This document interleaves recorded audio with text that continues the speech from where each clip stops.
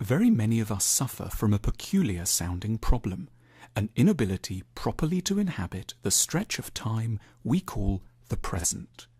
Maybe we're on a beautiful beach on a sunny day, the sky is azure and the palm trees slender and implausibly delicate, but most of us isn't actually here at all. It's somewhere at work or in imaginary discussion with a rival or plotting a new enterprise. Or maybe we're at the birthday of a child. It's enormously significant for her and we love her dearly, but we are elsewhere.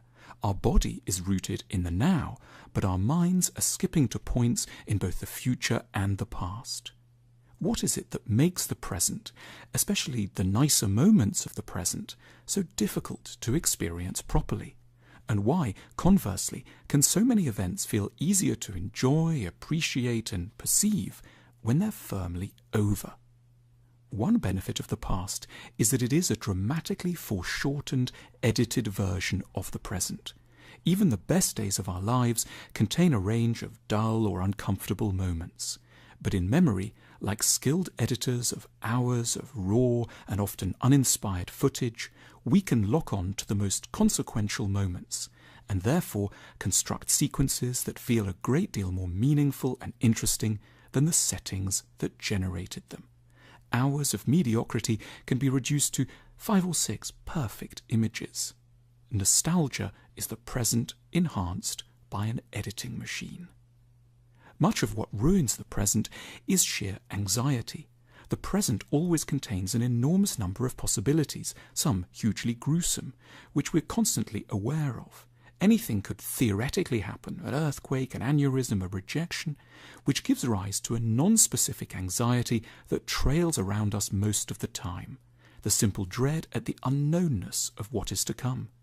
But then, of course, only a very limited range of awful things do ever come to pass, and we forget the anxiety at once, or rather shift it to the new present. So when we remember an event, what we leave out of it is how much of that event we actually spent anticipating an appalling future that never came.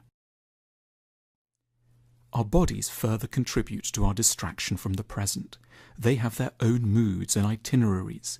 They might feel tired and timid at just the moment when the landscape around us would demand grandeur and confidence. But these dissonant moods also get edited out of memory. We'll remember the view over the ocean far longer than the slight queasiness which turned us in on ourselves at the time. Our minds are cavernous, chaotic places. So much courses through them that has little to do with what is right in front of our eyes. We can end up seeming ungrateful to where we are. Someone is telling us an important story, and not from any evil motive, just from the difficulty of having to manage the entity called I, we digest some regret or other instead. We're at a beautiful location, but we can barely take in the vegetation and the extraordinary views. So fixated are we on an event that will only occur in 6 months' time. We need to be prepared for the weird way in which we align with the world, and not berate ourselves unduly for our difficulties at doing justice to where our bodies and minds happen to be. We should be ready for this disloyalty in other people too, at moments when they look strangely worried at a party we've laid on, or don't seem to be listening to a story we're telling them. They too may just be experiencing some of the major difficulties of being in the present. Like us, they'll probably enjoy our encounter with us so much more when the present has safely given way to memory.